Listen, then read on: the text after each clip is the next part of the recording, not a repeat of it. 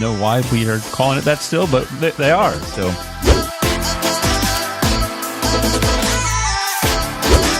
we want to talk about, hey,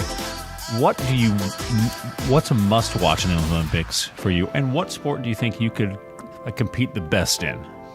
So for me, my must-watch, my favorite Summer Olympic sport. I mean, I like basketball, but just in the spirit of the Olympics, I like watching swimming, like racing, not like synchronized swimming. I mean, no offense if you like that, I guess, but I feel like with swimming, it's almost always pretty competitive, pretty close, and pretty short spurts. You're not watching like something that's really long, and so I enjoy it, and it helps that the Americans have generally been really good at swimming in the Olympics, at least recently. So, what about you? I kind of like the race walking. To be honest with you, like it's just the weirdest thing. Like I'm not like I got to turn this on, but I can't turn it off. I haven't even seen it, but like how long is the race? I don't know because I've never watched the whole thing, but I've watched much longer than I should have. It just guys that look like they're in pain and like they should be running but can't. Basically, your feet can't come off the ground at the same time is what that one amounts to. I kind of have that same feeling about table tennis, or as most people know, ping pong. Yeah. I mean, let's not try to fancy up. It sound formal by calling it table tennis, but just the intensity of the people playing, and I love watching their serves. They like hold the ball like this close to their face when they serve it, and then they throw it. Like it's just so intense. I don't think I ever watch a full match, but I always turn it on for a few minutes just to watch. And that might be, honestly, my best chance at any Olympic sport because it doesn't take a whole lot of physical gifting or talent. And I don't have a lot of those things. Professional ping pongers. Yeah, so Jeremy, Forrest Gump would argue with you. The other night I watched skateboarding, and it looked to me like a lot of falling down. So I think I'd probably be good at that because I think 2 of the 8 people actually landed 2 or, more than one of their 3 runs, which made me think, are we watching the Olympics or amateur something? Yeah, it was I saw one rough. of the guys actually like broke his wrist or something. Yeah, it wouldn't surprise me. Like in the preliminary. I mean, I'm glad they're trying. Continued, like that's further into the Olympic spirit, man. That's right. Yeah, I'm glad they're trying, but it's I could just do that. I got the helmet, got the skates, went down 1 quarter pipe. I'm not doing this ever again. So. I'm much more of a Winter Olympics guy, I think, nowadays. I mean, I like track and field. That's what I did in high school, but I'm a big fan of the high dive. What did you do in track and field in high school? I ran fast. For how long? Sprinter, yeah, quarter mile. I guess I have not known you. No offense. I mean, your body, you very much have a sprinter's body. Yeah, yeah. I mean, I'm just kind of surprised to hear that. Charlie's laughing at that one. So. One thing we did discover as we were looking for some Summer Olympic events was that there are some pretty unique events in the Olympic history. My favorite one being live pigeon shooting. Not clay pigeon shooting, live pigeon shooting. Back in the 1900 Paris Games, they did live pigeon shooting. It seems like the coolest Olympic sports happened in 1900. We found one where you swim, but you're in a river and you dodge boats. Which what do they call it? Do you have a name for it? Obstacle swimming. I mean, it's very practical. And tug of war was also in the 1900 Paris, and I guess it says until 1920. So teams of 8. So if you're interested, maybe gather up you and 7 of your best friends and bring it back. Maybe 20. I'm losing track. 2024 is it 2025? Maybe wait for 2028 when they're in Los Angeles. Oh yeah, that's a good idea. So back in Paris in 2024 though, maybe they'll bring back live pigeon shooting. So, all right, that's entirely way too long to have talked about Olympic sports. But let's jump in. We got Angie Rickman is going to be sharing a psalm with us this week. So let's take a look at that. This week we read Psalm 142, a prayer of David when he fled from Saul and was in a cave. David cried out to the Lord, asking for his mercy and pouring out his complaints and troubles to God. In verse 3, he says, "When my spirit grows faint within me, it is you who know my way." And in verse 6, David says, Listen to my cry, for I am in desperate need.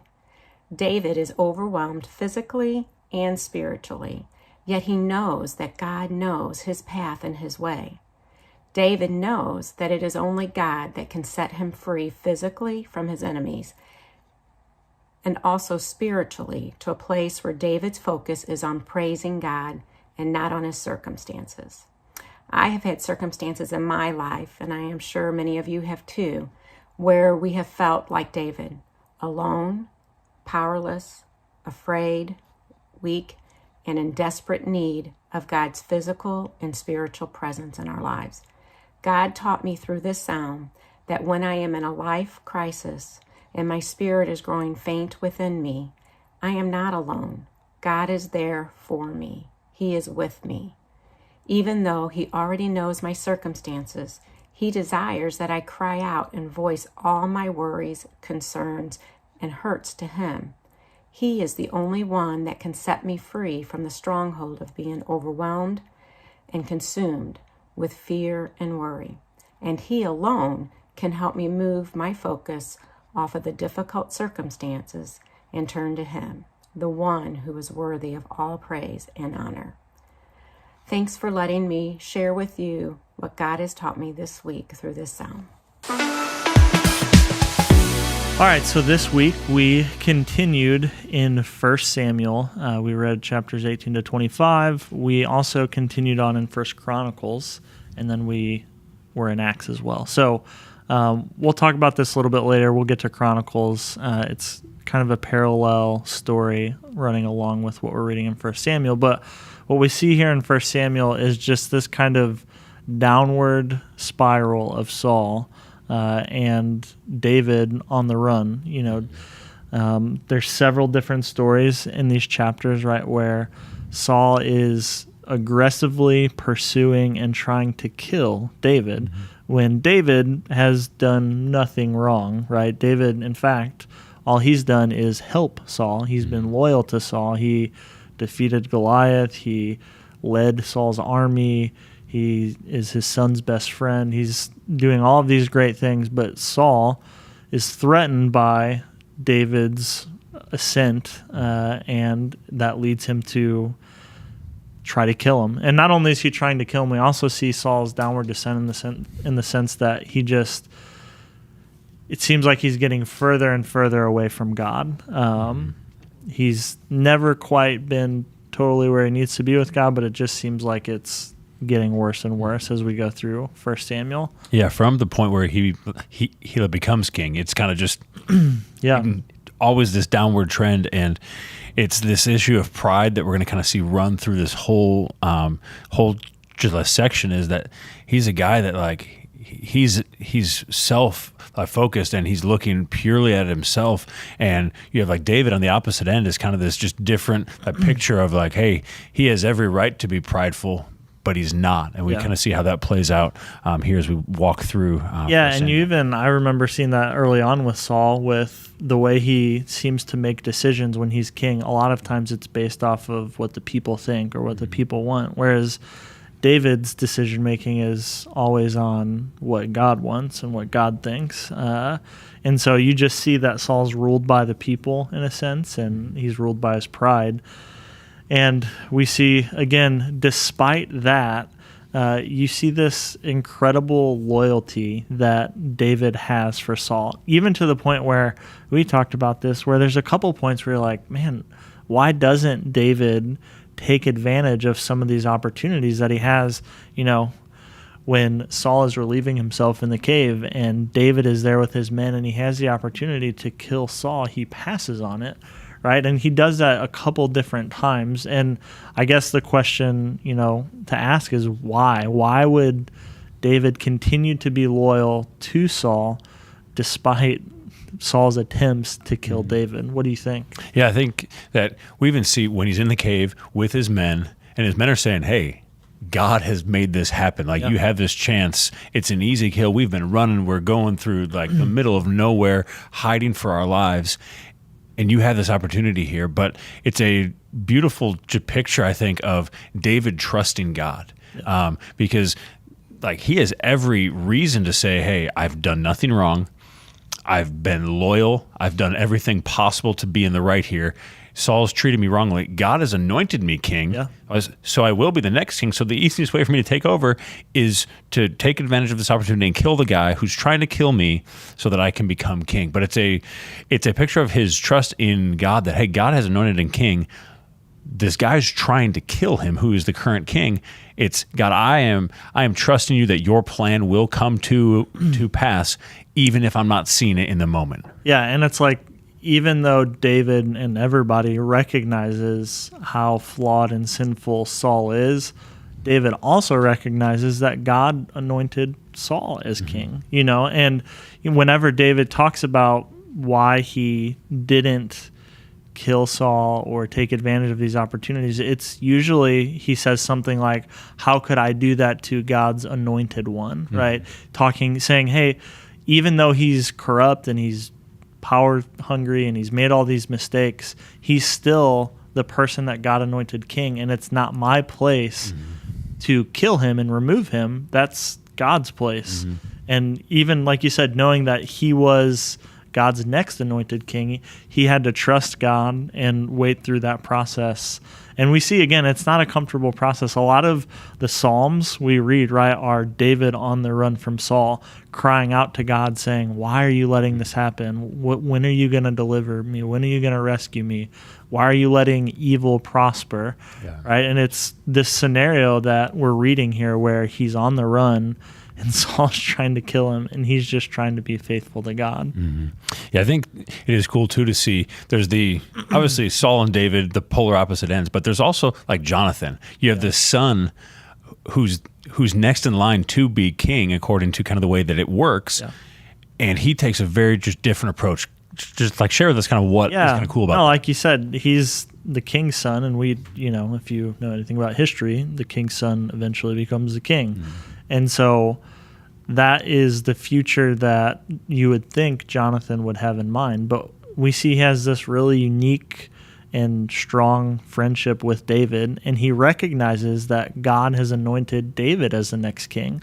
And so even though in a lot of ways he is kind of the natural next in line person to be king, he doesn't even take that into account. He doesn't even recognize himself in any way. He says, hey, it's not my place to become king because God has anointed David. And so you just see this great humility that he has, to where he puts aside maybe what his, he's in a lot of ways the opposite of his dad. He puts aside his pride and his ego, and he says, hey, God's plan is for David to be the king. And at one point, I think he says something like, hey, talking to David, I know that I'm not going to be king. He basically says, I know I'm going to serve you when you're the king. And so you just see this great humility, and then you see their friendship where, it talks about them, almost being closer than brothers, and just the unique way that God kind of knit them together. And, Jonathan protects David multiple times, spares him from getting killed, and remains loyal to David, even when it means going against what his dad says. And so it's a really cool friendship that we get to see in here.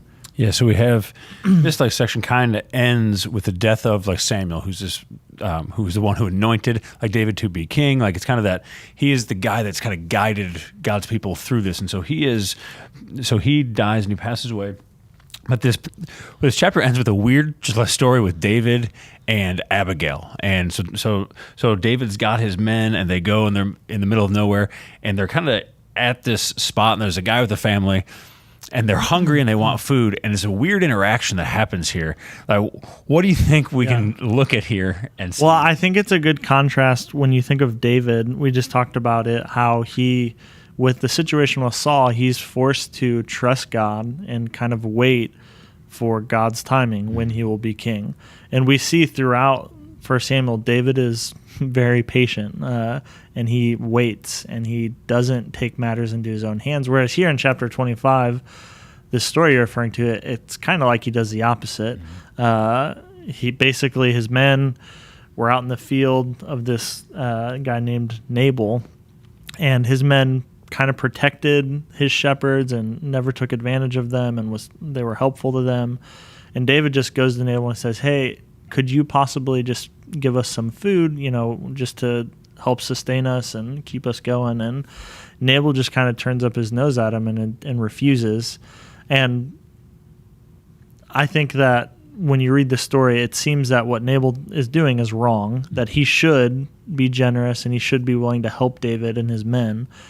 And so what he's doing is wrong, and that's not good, obviously, but it seems like David's response maybe is a little overboard, right? Because his response isn't like, oh, well, God's going to curse you for this, and then he moves on. David says, all right, men, put on your swords. Let's go kill all of them. Let's go just slaughter this whole, family and this whole area. And then you see Abigail who's Nabal's wife, kind of intercede. She recognizes what's about to happen. She prepares all this food and she goes out and she gives it to David. And David says, hey, he basically blesses her and he says, hey, because you've done this, you've spared me from committing bloodshed and doing something. Again, it's not explicitly stated, but it seems like David is basically saying, hey, I was about to do something that I probably shouldn't have done, and you saved me from doing that by your generosity. And so I think it's, again, an interesting contrast you have between David being patient while waiting for God's timing to become king, but then you see his impatience here and maybe his rashness and trying to go and kill all these people, even though it's not the right thing. So it's a good reminder that even David, and we're going to discover more that he's not a perfect guy, that he makes lots of mistakes. Yeah, we had talked about kind of just this. We read the Bible life stories, and we have a guy like David who's obviously this hero, and so it's kind of we can tend to read as he's always the good guy, he always makes the good choice, but hey, this is a picture of he did not, and thank the Lord there's a lady there to say, hey, cool it, man. Yeah. So we're going to kind of look, we had some reading in first Chronicles as well, and we're not really going to dive into that because it's kind of almost like what a was parallel. Your favorite name in First Chronicles 1-7? Because there were a lot of them. Just one. Yeah, I think it's 1-9 or 1-10, all genealogies. So we'll get there eventually, but we didn't really think that people would be interested in a deep dive into 9 or 10 chapters of genealogies. But now, if you are interested, let us know. Comment with your favorite name and name your firstborn that. But we're going to jump into Acts now and kind of look ahead to okay, we've talked about David and that, but now we're looking at the church and what is going on there. So, that kind of brings us to the book of Acts. This week we read chapters 13 through 17. We'll just hit a few highlights here, but really, first thing we want to start with is just what we see in chapter 13, where Saul, soon to be Paul, and Barnabas are kind of commissioned as maybe what we know of at least as the first missionaries of the early church. At the church of Antioch is where they're sent out from. We see that it says that the Holy Spirit sets them apart and they're sent off by the church for this missionary journey. Now, one thing that's interesting is if you have a Bible, most of them have a map in the back of Paul's missionary journeys, and that can be helpful as you read through this section of Scripture, just so you kind of get a feel for where they're at and where they're going. But we see this pattern that they seem to follow for the most part throughout their missionary journeys. And what we see happen in pretty much every city they visit is they go to this city, and the first thing they usually do is they go to the synagogue where the Jews would worship, and they go into the synagogue on the Sabbath, on their church day, and they preach from the Old Testament about the Messiah, and they preach that Jesus has fulfilled the Old Testament and as the Messiah, and that now people needed to put their faith in Jesus to be saved. Usually after they finish this message, there's a few different responses. Some people are interested, maybe even some believe. Some people are maybe confused by it, and then there's almost always a larger group of people who don't like it and are angry and persecute Paul and Barnabas. And we see that consistently. They drive them out of the synagogue. Sometimes they even are physically persecuting them, stoning Paul at one point. you see this pattern, and basically Paul and Barnabas at that point, for the sake of their lives, they move on to the next city, and they kind of repeat that process, trying to tell people about Jesus in all these different places because they hadn't heard yet. But we kind of discover what the root issue is with a lot of this persecution they're facing when we get to Acts chapter 15. It's kind of known as the Jerusalem Council, and we see kind of what's really the issue that the Jews are having with this new message that Paul and Barnabas are preaching. So what is that issue, and what's going on here in Acts 15? Yeah, just a brief, just to sum it up, is you have people that have been culturally Jewish their entire life, regardless of what they believe. They have followed the culture, and they're getting to a point here where Jesus has come, and he's changed everything, and you have people say, yes, I understand that Jesus has come and changed everything, but I'm still a cultural Jew. Yeah. And that's really, really important to me. And so someone who's a Gentile is coming in, they need to act like a cultural Jew, because we're God's chosen people, kind of like this is what he wants us to be. Mm-hmm. And you have this kind of just big issue, like if you're not a cultural Jew, you're like, I'm not doing that, especially some of this stuff. Yeah, I mean, I am not. Let's just call spade a spade. Yeah. The biggest issue is circumcision, right? They're telling the Gentiles that they need to be circumcised, which if you don't have to, and when you're a grown man, it'd be kind of nice to see no thanks, I'll pass on that one. Yeah. And so it's kind of this, hey, you have to do this to be a follower of Christ, which they're adding to it. And Paul is basically saying, hey, that's not what it's about at all. It has nothing to do with it. And so there's this kind of, hey, let's address the elephant in the room of this doesn't need to happen. And so it's like one of the verses that really just stands out is in verse 9. It says, and he made no distinction between us and them, having cleansed their hearts by faith. And that's a big phrase there. Obviously, he cleansed their hearts, but the Jewish law was, hey, everything was done for cleanliness. A lot of the stuff was done for cleansing. And he's saying, hey, God has cleansed our hearts. That's what matters. And through faith, right? Yeah, not through the law, not through circumcision. Yeah. And so that's kind of the, hey, they come together, they fix the issue to a certain extent, right? To a degree. They at least agree that circumcision and some of these Jewish customs are not necessary for salvation for the Gentiles. Which we kind of talked and kind of okay, well, this is obviously not an issue in the church now. I don't think we don't have any point where we need to make sure people are circumcised. It was, but one of the things we kind of look at, even in the culture that we're in, and it's not a not a perfect parallel, but it's baptism. We have the view as followers of Christ that we align with the Baptist faith, that, hey, you don't have to be baptized. It's just the step that God has asked us to take. Your faith is not given to you by your baptism, but there's some other traditions that say, no, that's when you're saved, is you have to be baptized, and that happens. And it's kind of this, hey, let's make the distinction of what needs to be done and what doesn't need to be done. Yeah, and of course we would affirm, we're Baptists, we believe you should get baptized. But we would say it's, it is the first step of obedience and all of that. And we certainly don't want people to walk away saying, I don't need to be baptized. Yeah, right.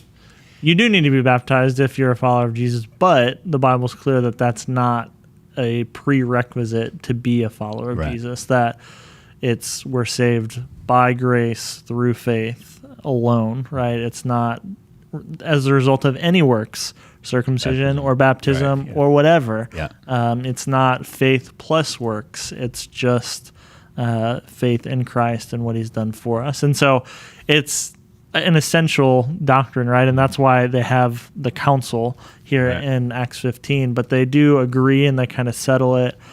And again, it just kind of affirms Paul and Barnabas' ministry, and they prepare to go back out.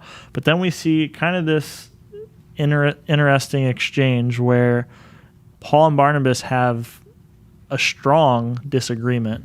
Again, these are guys who just got back from a missionary journey together and saw God do some incredible things. They suffered persecution together, but they disagree so strongly that it leads to them splitting up and going on basically two separate missionary journeys. And so what do you think what do we take away from this? We don't necessarily need to get into all the details of why they disagreed, but what can we learn from just their disagreement here? It's actually pretty cool, I think. Like, you have guys that, like, they have this like disagreement because they think, hey, this is the way we should do it, and the other, no, this is the way that we should do it. And they can both have different methods, but be committed to the spread of the gospel. And rather than have a fight and say, well, let's go back to the council and we'll like sort it out, and you're wrong and I'm right. They just, okay, well, you go do your thing. I am going to go do mine, and we're both going to do it for the glory of God and the spread of the gospel. Yeah. And it's a really cool picture of that. Like, hey, we don't always have to agree on every single tiny small thing of what methodology we should use and whatnot. We can agree we need to share and spread God's word, and we take the gospel to our neighbors and to the nations. Trademark term, yes. Right? But we don't always have to do it in the exact same way, and it's okay to go, hey, man, I'm going to take a different path here. Yep. And you have Paul goes, and he actually goes, and there's more people that are brought in. Like, you have like Silas just comes and is a part of this now, and like Barnabas goes, and he goes with other like people, and it's almost as if, man, we go and then we split up and take other people. It's like multiplication of the church that happens. I don't know if it's maybe that's what God wanted. But I don't know. Yeah, we'll have to read on that some later time. But I think it's interesting, that God uses that to, it's like earlier in Acts when he uses persecution to spread his church, and here he uses even disagreement to multiply missionaries in a sense. And so, I think, we do know that Paul and Barnabas, it wasn't like they separated and they hated each other, never spoke to one another again.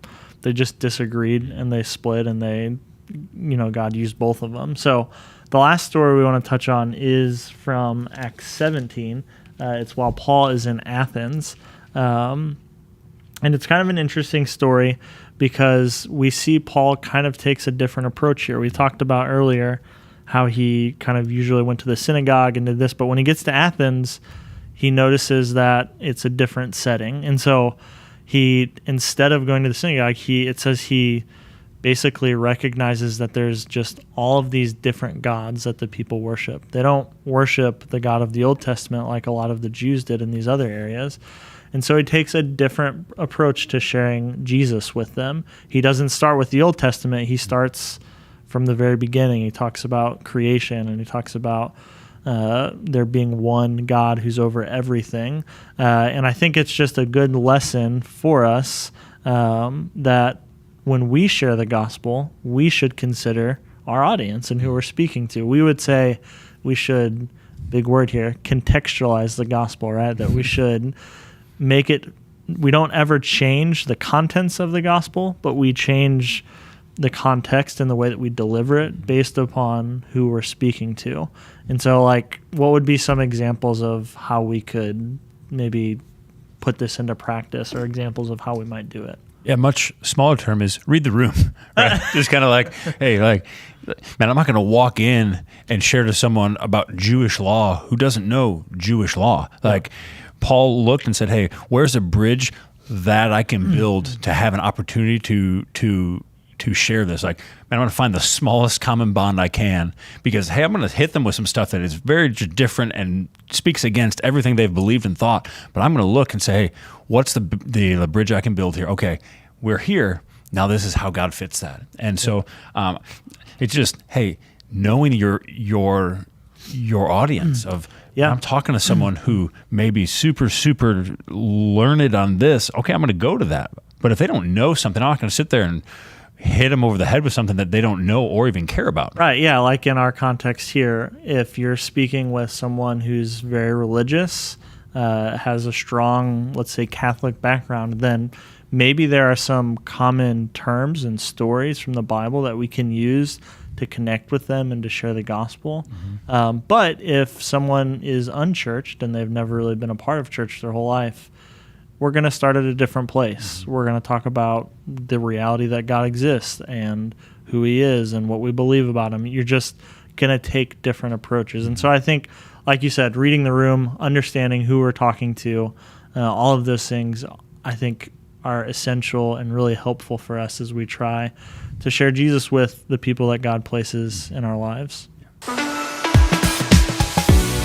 Well, that wraps us up for this week. We're going to continue next week as we are still in 1 Samuel. We'll wrap up 1 Samuel 26 through 31, get into 2 Samuel a little bit with chapters 1 through 5, and then we'll be 1 Chronicles 8 through 12, and then Acts 18 through 22. 4 books. That's a lot of different books. And Psalm 96 and 122. Yeah, so let me finish. Yeah.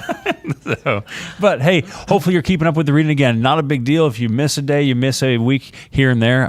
The whole point of this is that we want to just, let's walk through God's Word and see what it says and see how our lives can match up with that. And so some of you guys are thinking, hey, you didn't tell us what day it is. I know. Don't worry, we're getting to it. I know I was. It is National Root Beer Float Day, and we're getting an A&W restaurant, I guess is what you call it, here in Arnold. We just found that out on Telegraph and Jeffco. Yeah, fun fact, my grandpa used to own an A&W in Arnold back before I was born. My parents both worked there when they were teenagers. That's so yeah, I got some family history with A&W. Wow. I guess the question is, why did your grandpa take it away? I found out from my mom that this A&W was coming to Arnold because she was so excited. So some insider info there. So there will be probably a lot of Schisler people at A&W whenever it opens in Arnold, which I didn't see when it opens. Do you know? I do not know it. If you know, let us know. Good root beer floats, among other things. So. All right. Well, that's about wraps it for this week. And thank you for joining us. Ben, anything that people need to know? Yeah, I think, what was it? Oh, yeah, that's right. Don't ever forget that Jeff Ruffin likes to party. Have a great week.